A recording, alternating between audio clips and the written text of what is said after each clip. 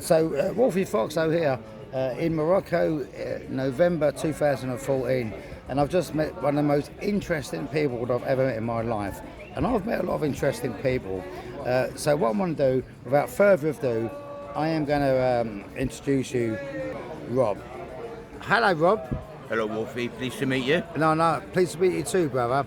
So, I only met you a few days ago. So, can you just tell me a little bit about yourself and why you've got these tattoos on your face? Okay, I lived in South Africa for 7 years. I got married, lived in a house with my wife, and one evening some friends came and we were having a barbecue. 3 of my friends, good friends, Zulu lads. And we were sitting there drinking, playing cards, as you do, and the girls were making us dinner.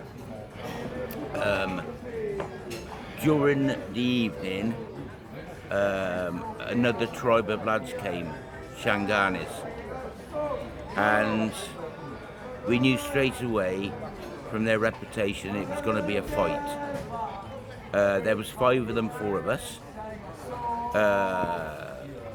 And the tattoos on my face are a result of that fight. Because during that fight, guns were used and 3 of my friends were killed. I had the tattoos then put on my face as a mark of respect to my 3 good friends.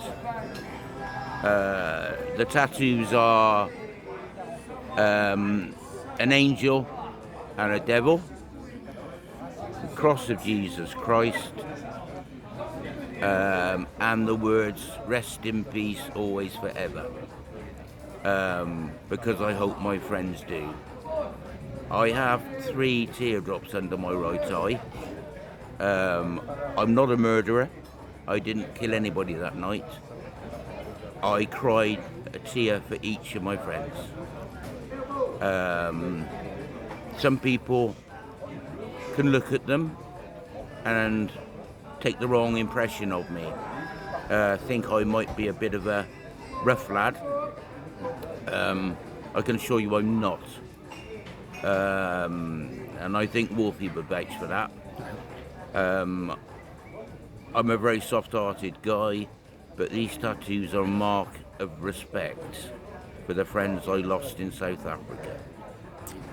I had them tattooed on me a few days after they were killed, and went to their funeral with them on my face. I think it's a nice reminder of me every time I look in the mirror of those 3 good guys, and how they were taken away from their families. I'm very pleased to sit here and share that story. I'm happy for Wolfie to broadcast that story. Thank you very much, Rob. But do you remember what you said about it started off as a fist fight and then a knife fight, and then can you just explain that to the people? What happens in Africa, they call it Africa rules fighting. Rule number 1, you fight with the fist. If you're both still standing after that, you fight rule number 2, which is the knife. If you're both still standing after that, it's rule number 3, you then fight with the gun. Somebody's going to get killed. Unfortunately, 3 of my friends got killed, but 4 Shangaani lads got killed. The guy that fired at me, unfortunately for him, he missed. The bullet went past my head into the door frame. He then ran because you're only allowed 1 shot, not 2. So as he ran, I shot him in the back of the thigh. I went over to him, he'd spilled his gun. His lead face down, I turned him over with my foot and I pushed my gun between his eyes on his forehead. My wife then ran over to me and said, Rob, no, you've had your shot. Don't kill him, because these people watching here will have no objection to killing you. So it was left at that.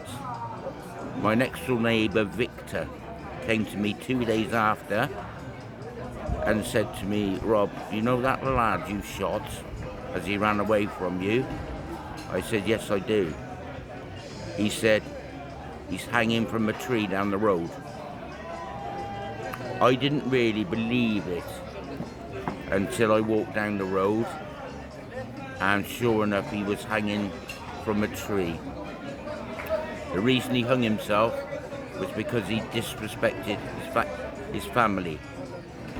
His father actually came up to me and shook my hand and thanked me for shooting his son, and thanked me that his son had hung himself because he should have killed me, he said. So he hung himself out of disrespecting the family. And that is the story. Oh man, thank you, Rob, for your honesty. The whole.